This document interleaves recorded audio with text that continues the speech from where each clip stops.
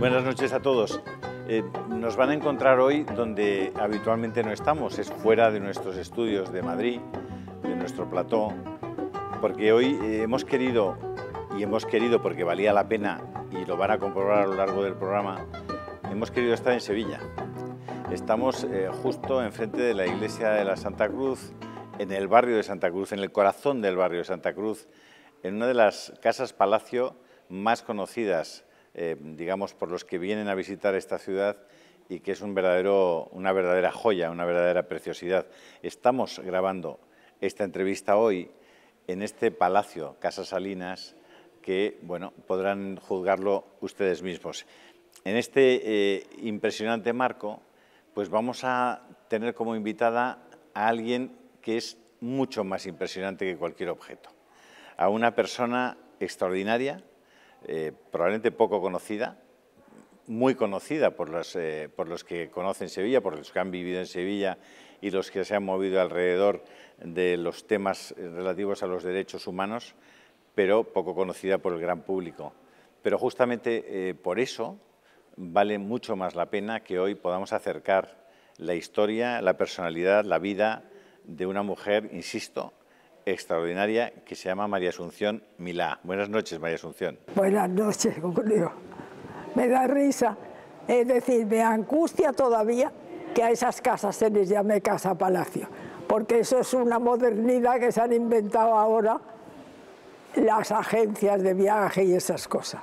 Nunca se les había llamado así. Bueno, es esa tradición italiana, que los italianos ya sabe usted que llaman palazzo casi a cualquier cosa. Ah, pues sí, pues ahí en esa estamos, porque había muchas casas como esta, y más grande, más pequeña. En Sevilla todo el mundo vivía en casa de patio, porque con el calor, pues en invierno se vive arriba, con el frío, y en verano abajo. Hay una diferencia de 12 grados de temperatura, por lo menos, con lo cual yo recuerdo, porque yo no soy de Sevilla, bueno, y ahora sí, porque llevo más de 80 años aquí, pero yo nací en Barcelona y yo estudiaba en el colegio, que en Andalucía, como hacía mucho calor, en la misma casa se bajaba a veranear a la parte baja, y a mí eso me hacía mucha gracia. Digo, ¿cómo? En la misma casa, en invierno se vive arriba y en verano abajo. Eso no lo entendía, pero he tenido que entender. Se van a encontrar esta noche con una persona llena de contrastes, pero llena de consistencia en esos contrastes. Una persona que ha vivido la Guerra Civil, que ha vivido la República Española, que ha estado muy cerca de la monarquía española, sí, que ha sido opositor al franquismo, al régimen de Franco, sí, que ha estado también muy cerca de las asociaciones y concretamente fue la primera persona que organizó una asociación contra la pena de muerte. Sí, pero no fui yo sola, ¿eh? No, yo no digo que sea usted sola, pero es la primera mujer que se compromete públicamente y específicamente en torno a la pena de muerte por garrote vil de Salvador Puig Antich. Sí. Una catalana muy especial. Yo he tenido la oportunidad de conocerla y de charlar con ella, y créanme que, como yo, se van a quedar fascinados escuchando muchas de las cosas que nos van a contar. Alguna de ellas que no se han contado nunca. Ay, ay. María Asunción, usted nace en Barcelona. Yo nací en Barcelona, en la plaza de San Jaime, donde vivían mis abuelos, mis padres. Era lo que hoy es la plaza donde están el Ayuntamiento y la Generalitat. Esa, esquina calle Fernando, que ahora se llama Ferran. Nace allí, pero mis barrios. Tendrá que contarnos un poco, porque me parece que es una historia apasionante, todo lo que les ocurre a ustedes en torno primero al 34, cuando usted es testigo a través de la radio de la declaración de la República Catalana. ¿Cómo recuerda usted ese momento? Sí, nosotros acabábamos de llegar de Francia, porque mi padre era abogado, pero ejerció algunas veces cuando le encargaban un cargo político. Él fue muy joven diputado a Cortes en contra de los nacionalismos, por cierto. Luego, más tarde, en tiempos de Primo de Rivera, fue presidente de la Diputación durante 5 años. Él tenía una gran vocación política, le entusiasmaba hacer cosas y por Cataluña hizo, vamos, por Barcelona concretamente, una barbaridad. Cuando a los 5 años dejó de ser presidente, tuvo interés en publicar, mandó al diario de Barcelona, a La Vanguardia, una relación de todo lo que se había conseguido hacer en los 5 años de mandato, con todas las cuentas, con todo, todos los detalles. Él dice, yo le debo la ciudad, a mí me han dado esa confianza, yo le debo. Él restauró todo el barrio gótico, hizo la mayor red de carreteras de toda la provincia, el colegio de ingenieros, la casa de caridad que la transformó por completo, y bueno, hizo montones de cosas. Todavía hoy se conserva. Yo creí que él había mandado ese escrito y no se lo habían publicado, pero sí, se lo publicaron y yo lo conservo, porque realmente es un testimonio importante. Él quiso dar cuenta a la ciudad. Usted era una jovencita de 16, 17 años cuando comienzan todas las desgracias que tuvieron oportunidad de vivir en torno a la Segunda República. Bueno, ya estuvimos en Francia, exiliados cerca de 3 años, pero parecía que las cosas mejoraban y volvimos. Y entonces fue cuando ya se pusieron ya peor. Y estábamos nosotros en Esplugas, en la casa de campo, cuando el 34, Companys desde el Palacio de la Diputación declaró el Estatut catalán. Lo oímos por la radio y al momento hubo mucho alboroto. Recuerdo que oímos disparos. Estaban ustedes escuchando la radio en directo, en octubre de 1934. El 6 de octubre del 34. Y oímos disparos y mucho alboroto. Y de pronto una voz que decía en catalán, tanca, tanca, que decía, corta. Y se cortó la comunicación. Eso fue testigo directo de la declaración de la República Catalana. Exacto. Pero la República, el gobierno de la República lo resolvió en 5 minutos. Detuvo a Companys y se acabó la historia. Porque los nacionalismos, eso tienen los nacionalismos, que lo mejor es pararles, porque es una locura, es como una enfermedad que destroza a los pueblos, porque los destroza. Es lamentable. ¿La República Española fue una cosa tan idílica como cuentan ahora? ¿Era una etapa que usted...? En la República, como yo comentaba antes, yo tenía 11 años, el 14 de abril del 31.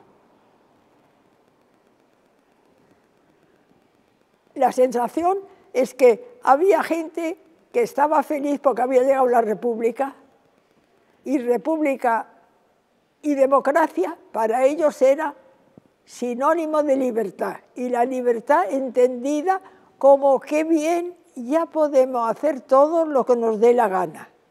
Y eso hicieron. Todos hacían lo que les diera la gana. Antes de un mes, el 11 de mayo, se quemaron en España, por toda España, conventos e iglesias. Aquí ahora no se habla de eso, pero yo recuerdo que fue terrorífico, terrorífico. Es decir, lo que nos espera, horrible. Esos fueron momentos de angustia, de miedo, de desazón. Claro que sí.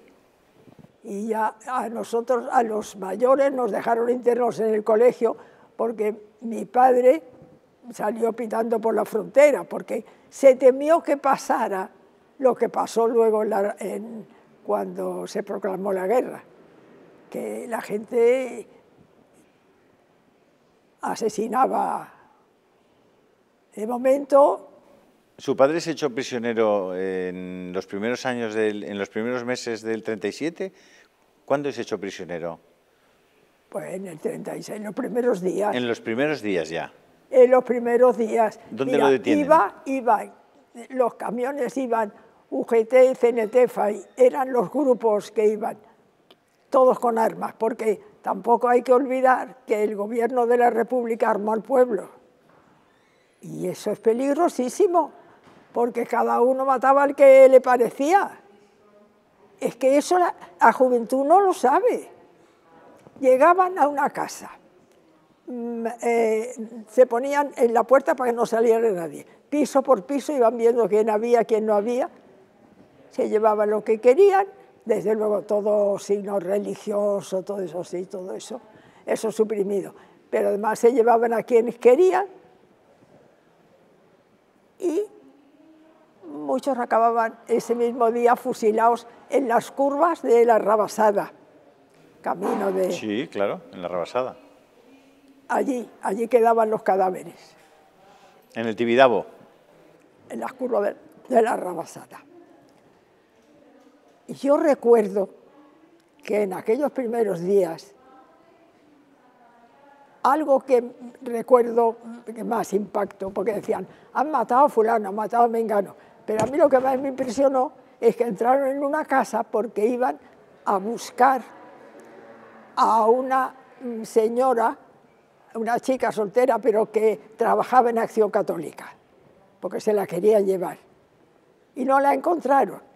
Era una señora que se llamaba Torén. Y no la encontraron. Se equivocaron y haber entrado en casa de una hermana suya, joven, casada con niños pequeños. Y dijeron, ah, pues no está ella, pues nos llevamos a la hermana. Se la llevaron y la fusilaron en la Rabasada. Al amanecer el día siguiente se encontraron con el cadáver de esa pobre madre que se la habían llevado de casa dejando a sus niños pequeños. Yo recuerdo la impresión. Es horrible, como yo te contaba antes, que unos días antes del golpe mi padre llegó a casa y le dijo a mamá, horrorizado, han matado a Calvo Sotelo, nos van a matar a todos. Es que el asesinato de Calvo Sotelo fue impresionante. Y dice, no, es que los generales dieron un golpe contra un gobierno legítimo. Yo digo, ¿cómo puede ser legítimo un gobierno que asesina al jefe de la oposición? Pues efectivamente no puede ser legítimo. Ahí está, ahí perdió su legítimidad. Vamos a hacer un breve paréntesis para publicidad de 1 minuto y estamos ahora mismo con todos ustedes. Muy bien.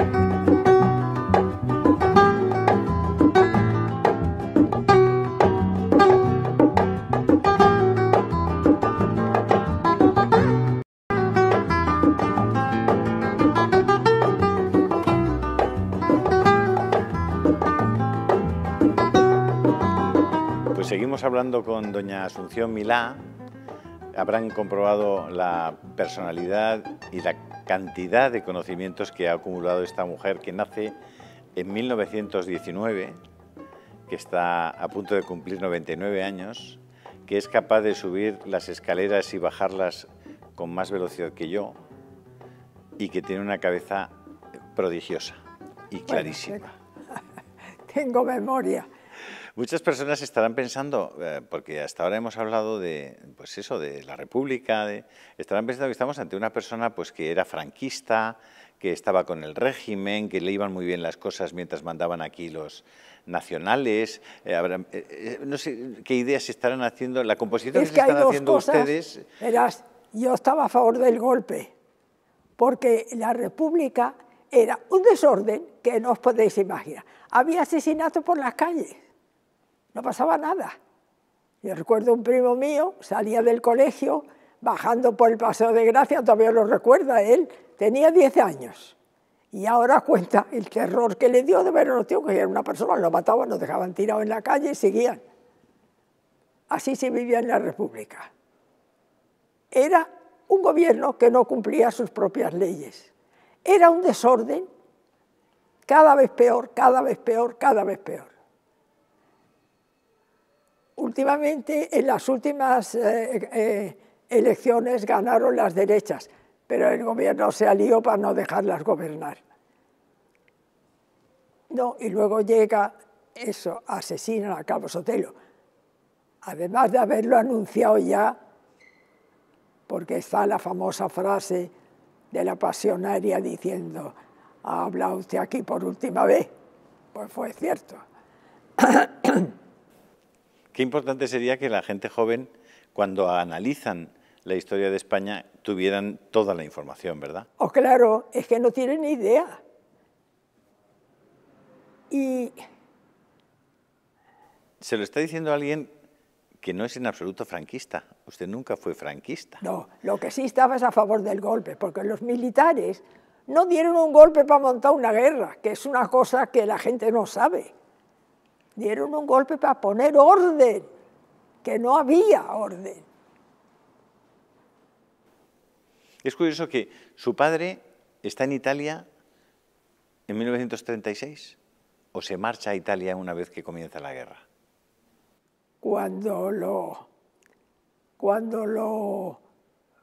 Porque él lo cogen prisionero nada más empezar la guerra, lo cogen prisionero en Barcelona. Correcto. Porque estaba el refugiado, no estaba en casa, no, porque había salido de casa por la noche, ya le dijeron: no te quedes en tu casa esta noche y tal y cual. Estaban casados los abuelos, después de casados los abuelos, se fue a casa de un sobrino, pero como hacían eso, que iban casa por casa, viendo piso por piso, pues lo cogieron y la FAI se lo llevaba. ¿Con qué acusación? ¿Por qué lo cogieron prisionero? Él dijo que había dejado los papeles en el campo, que venía del campo y no tenía papeles. Y no, sin ninguna, eso, pero se lo llevaba a él y a mi hermano mayor, que tenía 18 años. En mayo había cumplido los 18 años. Y yo cumplí 17 a los 2 días de la guerra.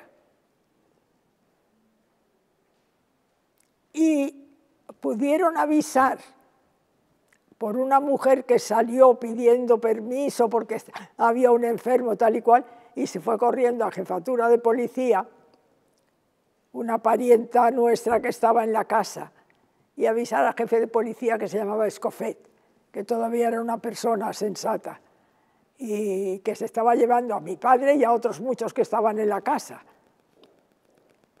porque se los llevaban y los fusilaban. Y entonces mandó a la policía que los recogiera. Y entonces el jefe de policía le dijo a mi padre: mire, yo si lo dejo suelto, lo van a volver a coger y corre usted peligro de que lo mate. Así que lo voy a meter en el barco de prisioneros, que era el Uruguay, que estaba en el puerto. Y a mi hermano le dijo: mira, niño, tú vete a tu casa.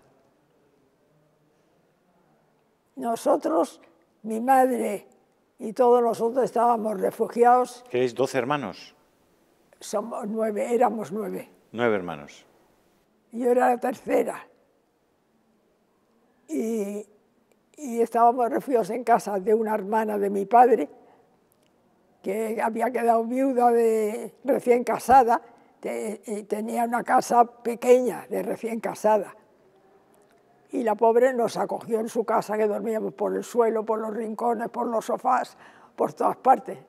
Comíamos lo que podíamos, porque como nos quitaron todo el dinero,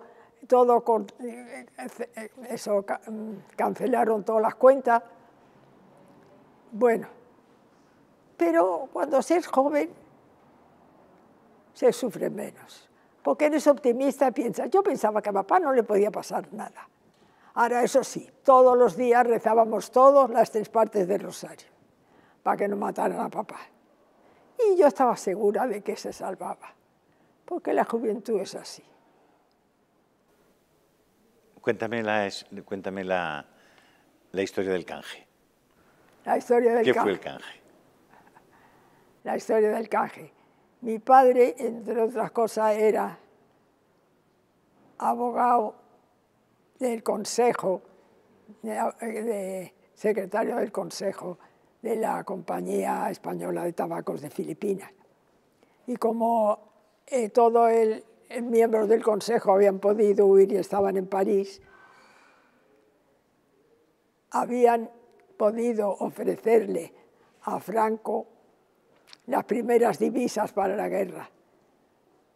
Y le pedían que si podía canjear a su prisionero, a su consejero. Pero el gobierno de Burgos una y otra vez contestó que no,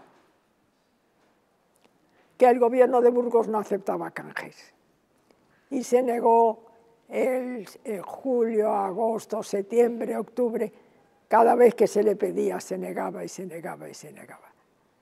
Hasta que en noviembre fusilaron a José Antonio y entonces se le dio permiso para el canje. Y mi padre no sabía nada. Una mañana llegó el cónsul de Francia a ver a mi madre y le dijo que preparara una maleta porque por la tarde salía mi padre. Bueno, mi madre era pobre, ya puedes pensar. Pero cuénteme cómo sale su padre de la cárcel, cómo se produce esa salida. Porque del barco una noche los trasladaron a todos a las mazmorras de Montjuïc y llevaba ya varios meses en los calabozos de Montjuïc. Y de allí los sacaban para fusilarlos a unos y a otros. Te contaba yo como la muchachita que le llevaba la comida a mi padre todos los días no nos quiso decir nada, pero cuando pasaron muchos años nos dijo que ella cuando entregaba la comida la entregaba aterrada y temblando, porque había muchas compañeras que les decían su comida ya no hace falta. Esa era la forma de indicarles que ya los habían fusilado. Exacto. Y mi padre pues allí estaba esperando, porque no se hacían ilusiones de poder salir vivos. Y una noche lo llamaron a él como llamaban a otros muchos.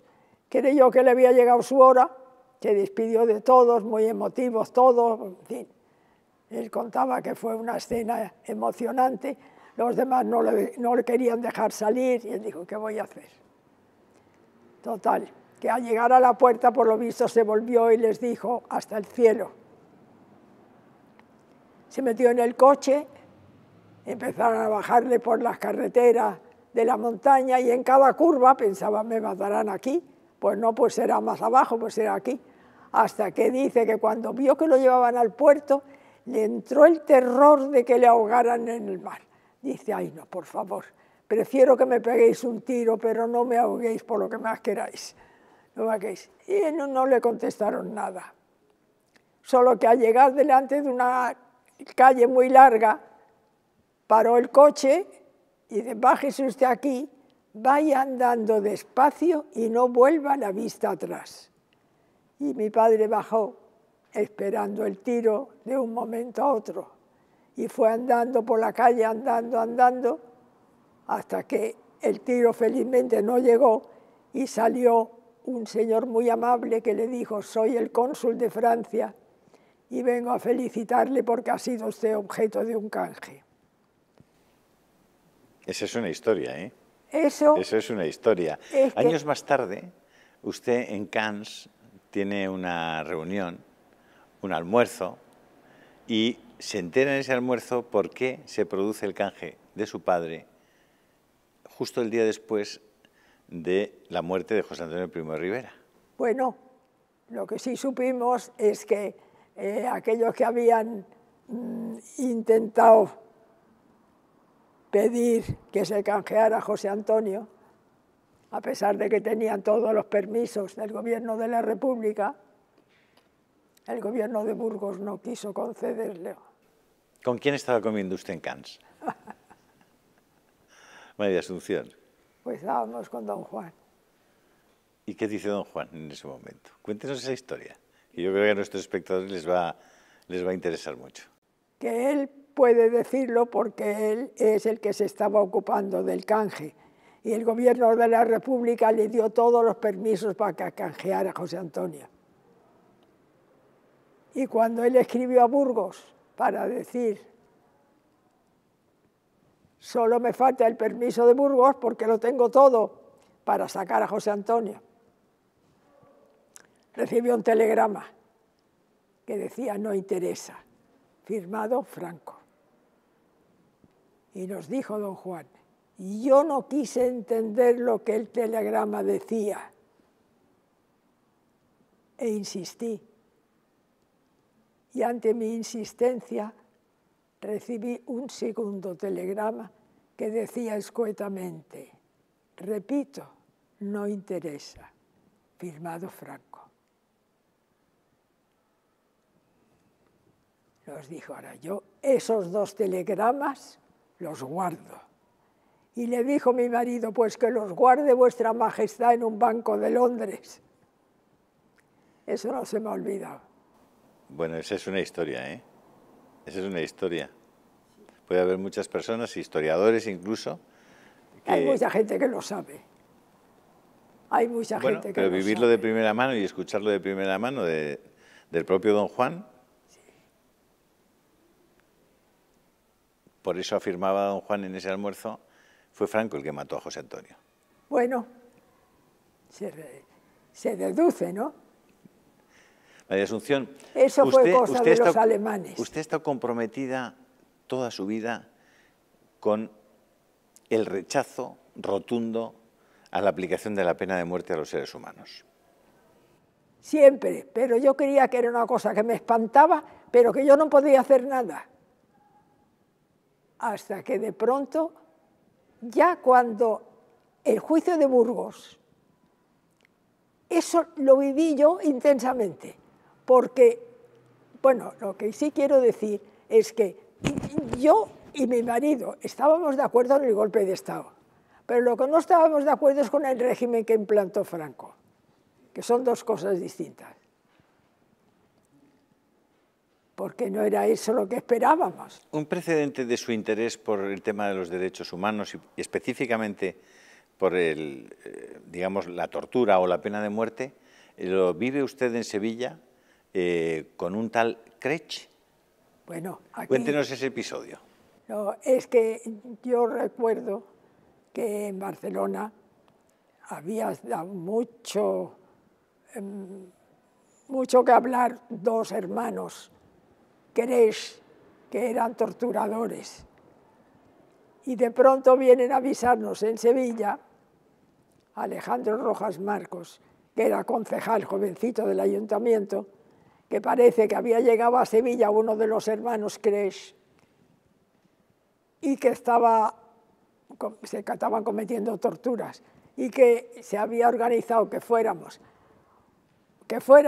10 personas a ver al cardenal para pedirle que intercediera para que eso no ocurriera.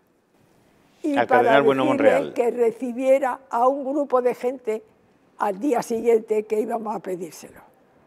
Claro, primero mi marido preguntó qué quiénes eran las otras 9 personas, y cuando le dijeron que eran todo personas de responsabilidad de grupos pública, importantes en la ciudad, mi marido dijo, si nosotros no representamos a nadie, nosotros somos simplemente particulares. Digo, sí, pero somos raros animales de nuestra especie, porque toda la gente en Sevilla era muy franquista. Es que tampoco sabían mucho lo que pasaba. Y ustedes estaban Nosotros vistos en Sevilla porque, como antifranquistas. Antifranquistas, porque no nos gustaba nada el régimen que estaba planteando Franco. Se parecía demasiado al alemán. Mi marido, desde muy jovencito, entró a trabajar en Acción Católica. Siempre estuvo muy agradecido porque decía que desde pequeño le habían formado muy bien la conciencia. Y él conocía muy bien todo lo que estaba ocurriendo en Alemania. Y es curioso porque él conocía a José Antonio y era amigo suyo. y él se entusiasmó que José Antonio quisiera defender a su padre, que había sido un hombre buenísimo, porque Primo de Rivera, con todos los defectos que tuvo, porque, claro, pues tuvo defectos, pero fue un honradísimo presidente del gobierno, que murió modestamente en un hotelito de París, sin haberse beneficiado económicamente de nada. Y Manolo, mi marido, cuando José Antonio se lanzó a defender a su padre, se unió a él. Y dice, voy a fundar un partido que se llama La Falange. Y entonces mi marido pues se apuntó. Y me decía después, yo fui los pocos coches que salieron de Sevilla para la noche que se fundó Falange. Y en ese acto yo vi lo que era Falange y dije, ah, no, ahí no me quedo yo ni loco. Dice, me apunté por la mañana y me desapunté por la noche. Tuve unas discusiones tremendas.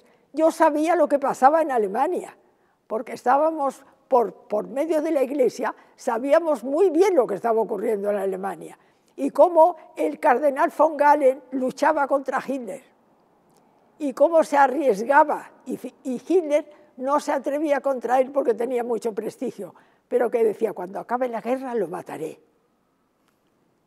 Y dijo, ese José Antonio se está dejando enredar por esos niños. Dice, no, yo aquí no me quedo. María Asunción, pero estamos con el cardenal Bueno Monreal, van ustedes 10 personas a visitarle para pedirle que haga algo para evitar que un torturador catalán que ha venido a... ¿Tú quieres que le cuente la visita? Sí. Claro. Ay, nada, llegamos allí, las 10 personas, yo era la única mujer, todos los demás eran unos señores muy importantes, yo no era más que una simple madre de familia. Y el cardenal, pues tardó mucho en recibirnos, y nos recibió de pie, y era casi la hora de almorzar, y bueno, y entonces él empezó a preguntar, pero no, señor cardenal, venimos a pedirle porque hemos sabido esto, tal y cual, y es menester, en fin, le explicaron uno y otro. Bueno, pero ustedes no hacen nada. Sí, señor cardenal. Uno, pues decía el delegado, el decano de la facultad, pues la universidad me ha mandado una nota, y el otro también, y el otro también. Sí, pero ustedes, pero no estén siempre pensando que es la Iglesia la que tiene que hacer. Háganlo ustedes, hablen con la gente, pero ustedes. Y yo ya me cansé y le dije, señor cardenal, ya lo hemos hecho. Dice, entonces se volvió para mí como diciendo, ¿y esta qué tiene aquí que decir? Digo, sí, señor cardenal, mi marido y yo hemos recibido documentos de Barcelona en donde se especifica quiénes son estos hermanos Cres, que son 2, cómo torturan, cómo se trata a la gente en jefatura, tal y que cual, con toda clase de detalles, y le dije lo que yo acababa de leer. Digo, y esos documentos los llevamos, los enseñamos a la gente se horroriza y dice, no, eso no puede ser, no, eso no puede ser. Mira, no puede ser, porque si eso fuera así, los obispos habrían hablado y los obispos no han dicho nada. Digo, y ante esto, señor cardenal, nos tenemos que callar. Se enfadó, me miró y dije, con que los obispos tienen que hablar, pues los obispos hablarán cuando los obispos crean que tienen que hablar. Adiós. Y nos dio la mano y nos despidió a todos. Al día siguiente fuimos para la visita programada y allí nos encontramos con un montón de gente, de obreros, de gente de todas las clases sociales, labradores, gente que tenía tiendas, gente de todos los negocios. Todo el mundo. Y había un salón grande y en medio una mesa con unos papeles, todos llegábamos allí y firmábamos para que se supiera todos los que habíamos ido, que nos comprometíamos. Allí conocí yo a don Ramón Carande. Luego hablamos de Ramón Carande, del historiador. Que por cierto estaba el señor cardenal distraído, cuando dijo, pero bueno, dice allí, dice, ustedes son muchos y yo aquí, y estaba don Ramón en la puerta, y dice, ¿y usted quién es? Le dijo a don Ramón. ¿Que era el rector en ese momento de la Universidad de Sevilla? No, Todavía no. Era el rector, pero en Sevilla era una personalidad muy conocida, increíble. Y dice, yo me llamo Ramón Carande, dijo modestamente. No dijo yo soy, sino yo me llamo Ramón Carande, que yo digo, este hombre hay que ver. Y el cardenal dijo, hombre, claro, don Ramón. Y digo, bueno, pues vengan ustedes algunos en representación de los demás. Pero decía Ramón, a mí no me había dado nadie representación, yo no podía entrar. Y ya dijo un obrero, señor cardenal, pues si nosotros somos muchos y ahí no cabemos, ¿por qué no se queda usted con nosotros? Entonces el cardenal se quedó. Y entonces empezaron unos y otros ya a contarle todo lo que pasaba en jefatura de policía. Y el cardenal se impresionó. El cardenal se impresionó. Y a mí se me saltaron las lágrimas, porque, bueno, yo a esto, como te decía antes, ese día las cosas estaban como estaban, y para esa reunión había que ir vestido como si fuéramos a una boda, que era la manera de defenderse de la policía. Todos mis hijos mayores nos acompañaron, bajaban por la calle Mateo Gago, ellos con su abrigo, ay, con su traje oscuro, corbata. Y uno de los obreros, el pobre, le dijo, pero señor cardenal, si solo con venir aquí ya nos estamos comprometiendo, y al salir de aquí seguro que nos detienen porque la plaza está llena de los de la social. Y el señor cardenal dijo, ¿cómo? Aquí no se va a detener a nadie, ahora os acompaño. Y bajó el cardenal todas aquellas escalinatas enormes, se plantó en la puerta de la calle a despedirnos a todos y a cada uno. Y allí la policía no se atrevió a tocar a nadie. Pero luego supimos que lo que había llamado a declarar, no sé si era al decano del Colegio de Médicos o al de, no sé, a uno de los señores que estaba con nosotros, y que lo había pasado fatal, porque había tenido miedo. María Asunción Milá ha sido vicepresidenta de Amnistía Internacional. Sí, pero antes fundamos la Asociación contra la Pena de Muerte. Correcto.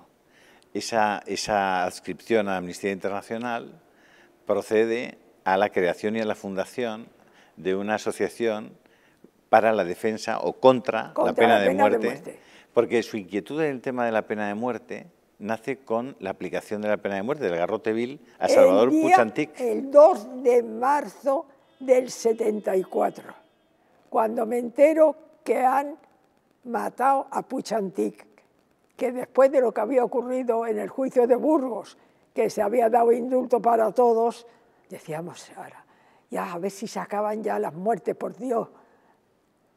Y cuando me entero que la habían matado, tuve un shock muy fuerte, muy fuerte, muy fuerte. Comprendí que yo me tenía que ocupar de eso. Aunque ni estaba preparada ni sabía nada, pero no importa. Yo pensé, sí, mira, ya Dios proveerá. No, que yo me voy a dedicar a eso. Y a partir de ese momento hablamos, don Ramón dice, pero mira, vamos a fundar una asociación. Una asociación que, como te he dicho, nunca se legalizó, pero bueno, trabajamos sin que se legalizara. Mi marido y yo nos íbamos a Madrid, íbamos de ministerio en ministerio. Bueno, yo con las puertas, con el paraguas de don Ramón me metía en todas partes. Todo el mundo me recibía porque don Ramón lo conocía en España entera. Se sumó toda la gente, bueno, yo tengo en el fichero cartas de la gente sumándose a la asociación, muy bien. ¿Cuyo objetivo era? era? El objetivo era que la pena de muerte consiguiera su abolición, pero plasmada en la Carta Magna. Y para esto nos fuimos, pedimos audiencia con el ministro, que era Landelino Lavilla. Es decir, en ese momento se estaba elaborando la Constitución Y el objetivo suyo era conseguir que en la Constitución estuviera expresamente derogada la pena de muerte. Pero... Vamos a un momento, un segundito de publicidad y estamos ahora mismo con todos ustedes.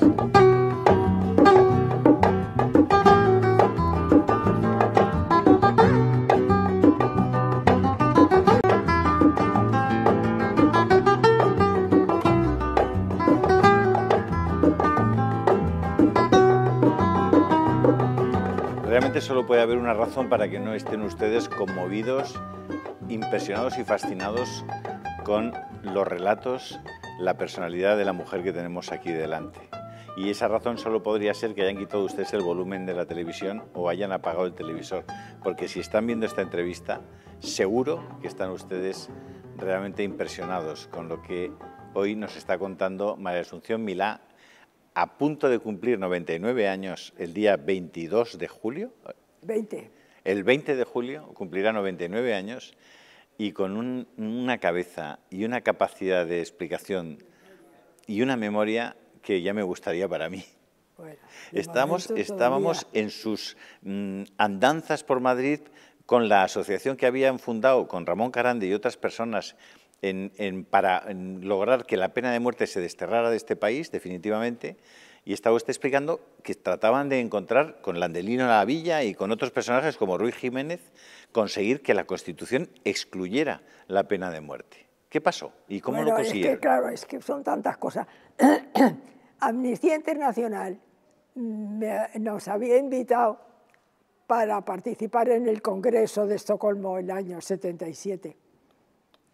Que ese congreso lo había organizado Amnistía después de 3 años de haber estudiado el tema de la pena de muerte desde un punto de vista puramente pragmático, es decir, ¿qué produce la pena de muerte en una sociedad? ¿Es un beneficio o un perjuicio? Y ese tema lo había estudiado bajo todos los aspectos y todos los saberes humanos. Y las conclusiones eran demoledoras.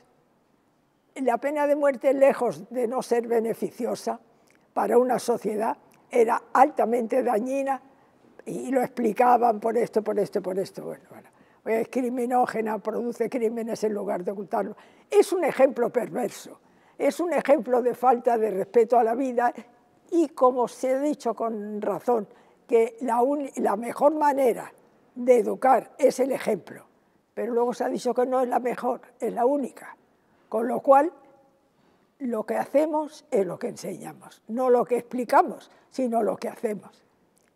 Y un gobierno que mata es un gobierno que enseña a matar, a no respetar la vida. Bueno, sí, eso sí, pero si nos topamos...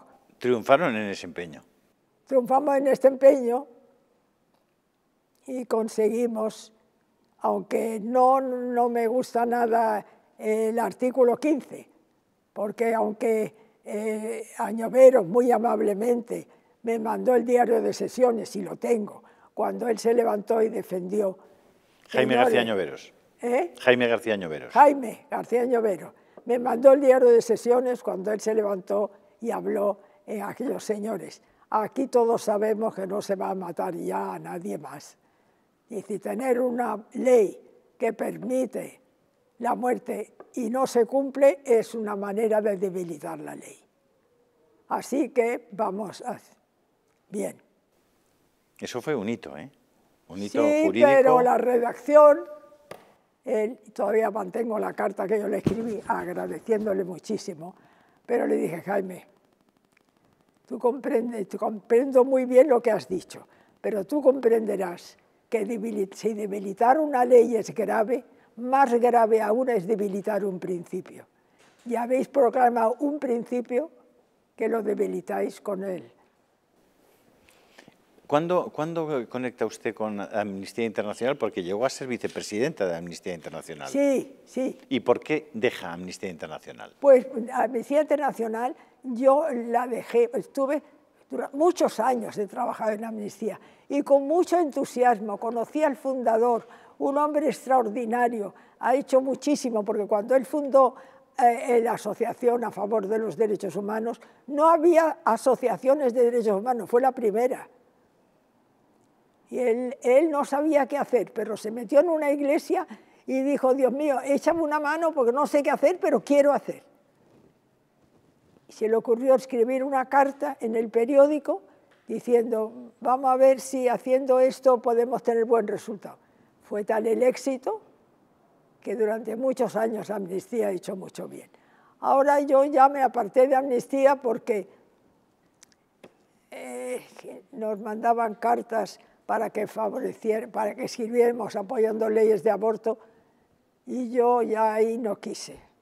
Y me aparté con pena de Amnistía, pero el fundador había muerto y yo no sé cómo está eso, y yo ya no, ya me fui de Amnistía. Pero con pena, porque usted no es partidaria del aborto, con claro. Mucha ilusión. No es partidaria del aborto, María Asunción. No, por claro. lógica, porque si mi vocación es dar vida y defender la vida, pues el aborto no entra en mis planes. Y ahí luchando.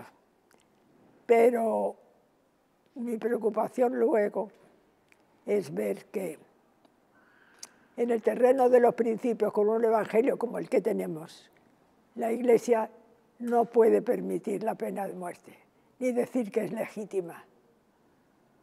Y yo digo, yo no paro hasta que eso se arregle. Parece un imposible, pero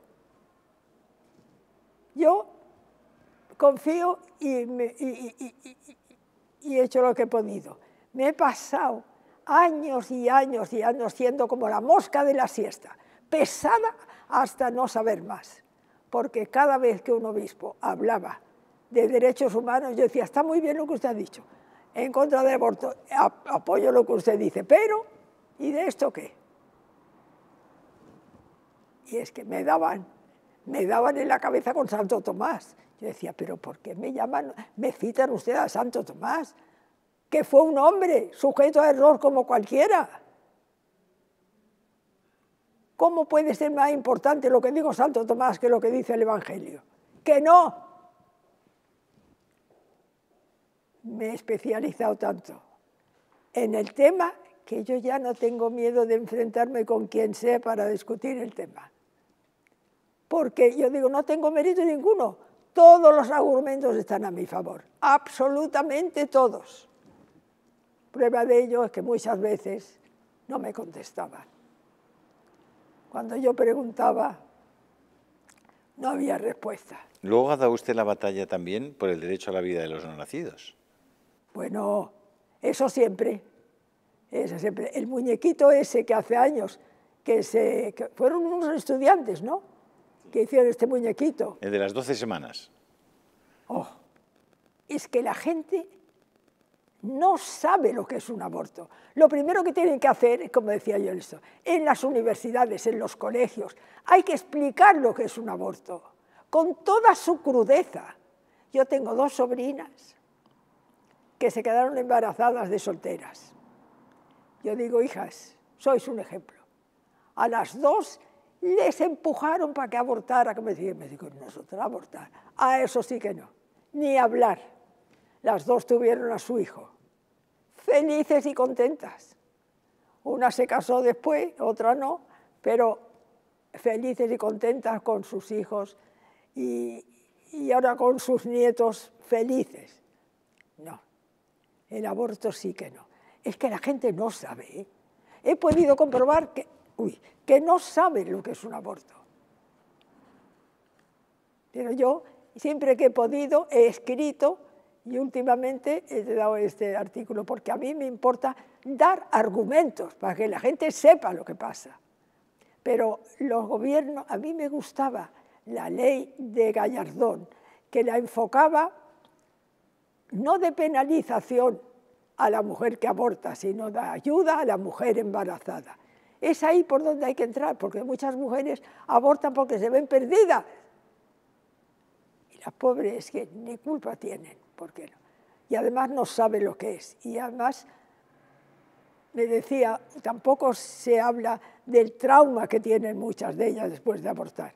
Porque una de mis sobrinas decía, a mí que nadie me hable de aborto. Tengo 2 amigas que han abortado. Una tiene un trauma encima que no se lo quita. Y la otra se suicidó. Así que no me hablen de De eso no se habla nunca. Solo se habla de que es mi cuerpo. ¿De qué cuerpo? ¿Que va a ser tuyo? Está dentro de ti, nada más. Está a tu custodia. Verás tú lo que haces con lo que se te confía. María Asunción, es fascinante oírla. Ay, pero yo usted quería es una decir catalana. cosa. ¿Qué quería decir? Diga, diga. Que a mí, yo me puse a estudiar teología, pero es que la teología me ha dado la vida. De pronto un día, leyendo una novela de hace tiempo, vi que el protagonista de pronto tenía escrúpulos porque decía, no, si es que si yo hubiera sido Abraham y Dios me pide que mate a mi hijo, yo no hubiera obedecido. Y entonces yo realicé el hecho, porque claro, tú lo ves escrito y que pasó hace siglos y no. De pronto digo, ¿cómo? Ni tú ni yo tampoco hubiera obedecido. Y entonces empecé a pensar, pero es que Dios no puede haber pedido eso. Y entonces eso, Dios no puede haber pedido semejante barbaridad. Y el día que estando en la clase, que el profesor dijo, hoy les voy a explicar a ustedes el sacrificio de Isaac. Yo le dije al cura que nos daba la clase, que era don Juan Guillén, un profesor fantástico. Digo, don Juan, yo cómo fue eso no lo sé, pero lo que sí sé seguro es que Yahvé Dios jamás pidió semejante monstruosidad a un ser humano. Y me dice, claro que no, hija. Digo, no, pues ¿por qué nos lo han enseñado siempre así? Dice, pues ahora os lo voy a explicar. Y nos lo explicó. Y entonces dice uno, pues claro. Primero nos hizo caer en la cuenta de quién era Abraham y en qué mundo vivía. Abraham era pagano, adoraba a los dioses baales. Era la costumbre de siglos, de todos los pueblos. Ofrecían sacrificios humanos a los dioses. Pero de pronto, él sintió la existencia de un ser superior que por haber creado al hombre no le tenía que gustar que se destrozara. Y dijo, los israelitas no ofreceremos sacrificios humanos a nuestro Dios. Y se dejó de hacer. Pero el pueblo no lo entendía, que también es lógico, y decía, nuestro Dios se va a enfadar con nosotros, porque nosotros no somos como nuestros vecinos, los amorreos, los cananeos. Dios se va a enfadar con nosotros. Entonces, dice, fue necesario escribir esta historia, que nunca aconteció, para que el pueblo entendiera que no es que Abraham no había querido, no. Es que fue el mismo Dios el que le dijo que no. Claro que fue el mismo Dios, pero se lo dijo a su conciencia, porque lo primero que hacía cuando estudiábamos teología era decirnos que Dios no ha hablado nunca con voz humana, Dios solo habla al corazón y a la conciencia. Y es en su corazón y en su conciencia donde Abraham sintió la existencia de ese Dios amoroso que no quiere eso, y lo dejó de hacer. La peor de las torturas, María Asunción, es tener que ir terminando una entrevista que con usted podría durar horas, días o semanas. Pero lamentablemente no tenemos todo ese tiempo para hacerlo en televisión. Pero me interesa mucho la opinión de una catalana que vive en Sevilla hace tantos años.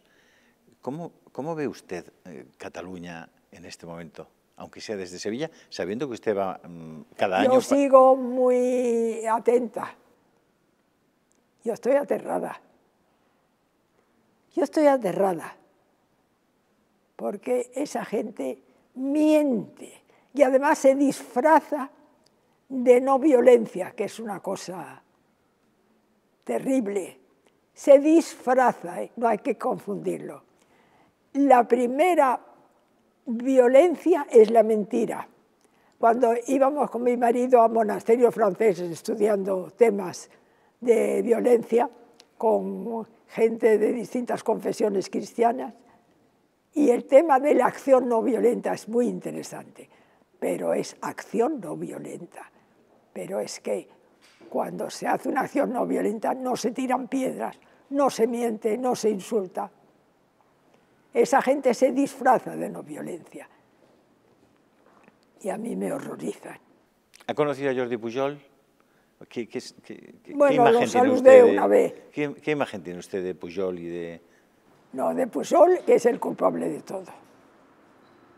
Yo lo he ido conociendo a fuerza de años y años. Digo, este hombre está destrozando Cataluña, está sembrando el odio a diestro y siniestro. Yo quiero ahora, cuando vaya, ya tengo pedida a un miembro de San Egidio, que me presentó al cardenal Omeya, que me pida audiencia, porque quiero ir a verle. Porque la actitud de los obispos catalanes me horroriza. Yo no he contado lo más importante que me ha pasado, que yo escribí al Papa Francisco. Nada más verlo, el día que salió al balcón, dijo, uy, este me va a entender. Le escribí una carta. A los 8 días de nombrarlo Papa, yo le oí hablar de los pobres, los pobres, los pobres. Digo, pues pobre, pues ahí tienes pobre. Digo, querido Papa Francisco, porque de entrada no me salió de dentro hablarle de santidad y de esa cosa. Querido Papa Francisco, le dije, porque es un papa amoroso. Digo, desde Sevilla y a mis 93 años, que entonces el año 13 tenía 93, llego para suplicarle por los pobres más pobres que hay entre los pobres, por aquellos que en el corredor de la muerte de muchos países esperan a que se les quite lo último que les queda, que es la vida.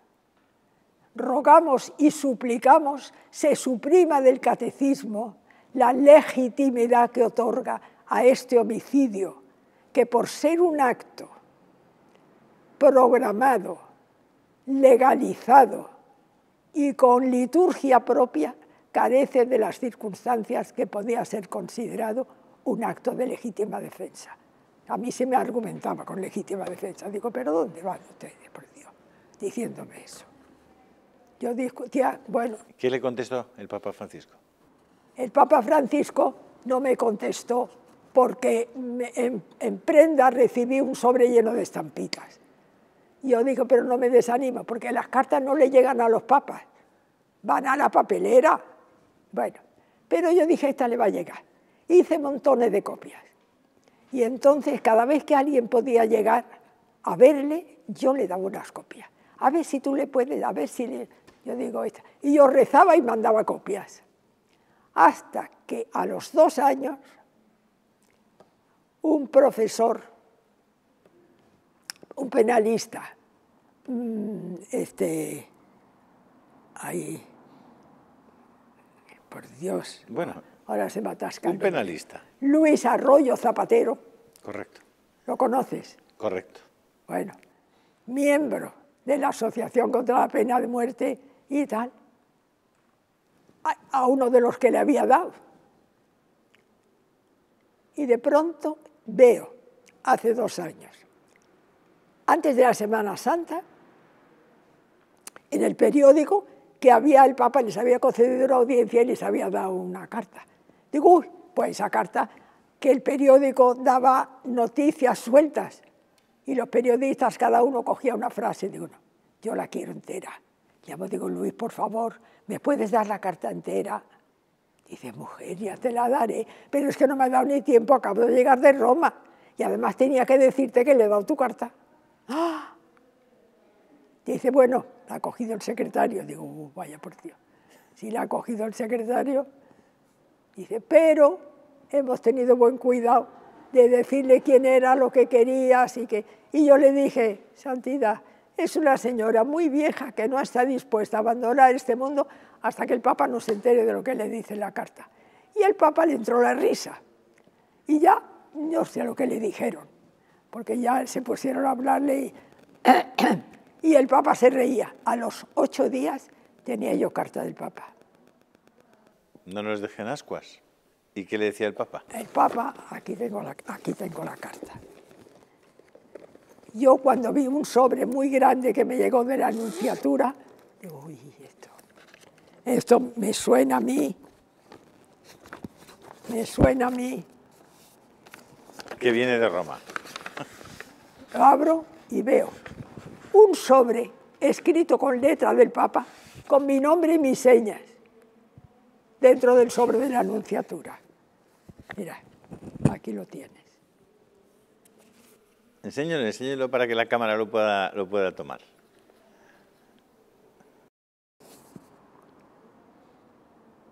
Y el texto era la Pascua de Resurrección. ¿Nos la puede leer? Señora Asunción Milá de Salinas, querida señora, gracias por su carta. Le agradezco el testimonio de su lucha contra la pena de muerte. Y ahora viene lo gordo. El Papa me dice, tomo en cuenta lo que me dice sobre el catecismo y pediré que se estudie el cambio. Le deseo una feliz y santa Pascua, que Jesús la bendiga y la Virgen Santa la cuide. Y por favor, le pido que rece por mí. Cordialmente, Francisco. Amoroso. Amoroso. Y entonces yo le escribo rápidamente. Aquí tengo las cartas, la primera y la segunda.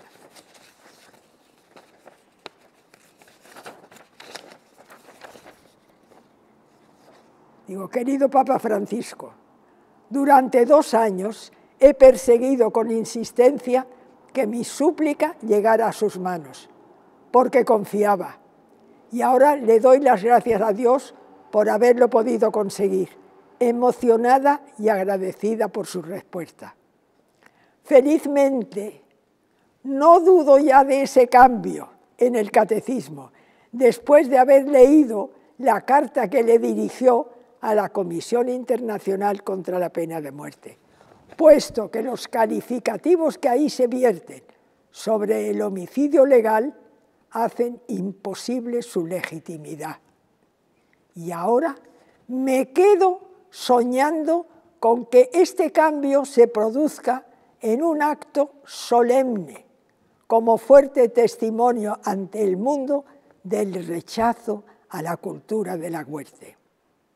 Gracias, Papa Francisco, gracias por su cercanía, gracias por su ejemplar humildad, gracias por esa carta que tanto me ha emocionado. Que el Señor le bendiga y le ayude siempre. Con todo afecto y respeto, María Asunción Milá de Salinas. Amigos, no tenemos más tiempo. La ¡Ay, qué pena! Porque hay más cosas que contar. Lo sé, María Asunción. Lamentablemente no podemos seguir hoy, pero seguiremos en el futuro. Volveremos a hacer un programa con María Asunción Milá y volveremos a emocionarnos con ella. Se puede decir que, bueno, hay personas que dedican sus vidas a hacer daño a los otros, o simplemente desprecian a los demás, o buscan el mal del prójimo. Y luego hay personas extraordinarias que dedican su vida a hacer el bien, independientemente de que los que tengan enfrente sean buenos o malos, se dedican a hacer el bien a los demás. Y usted, además de hacer el bien, ha hecho casi todo bien.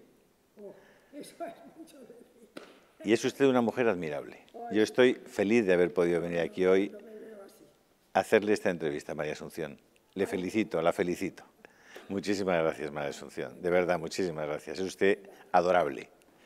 Amigas y amigos, es una mujer extraordinaria, y con una mujer extraordinaria y en este marco de la Casa Salinas en el barrio de Santa Cruz, en Sevilla, despedimos esta entrevista que para mí ha sido una de las más emotivas, tiernas y amables que he podido hacer en este programa. Espero que para ustedes haya resultado un ejemplo vivificador y, como siempre les digo, hasta la semana que viene, si Dios quiere. Muchísimas gracias.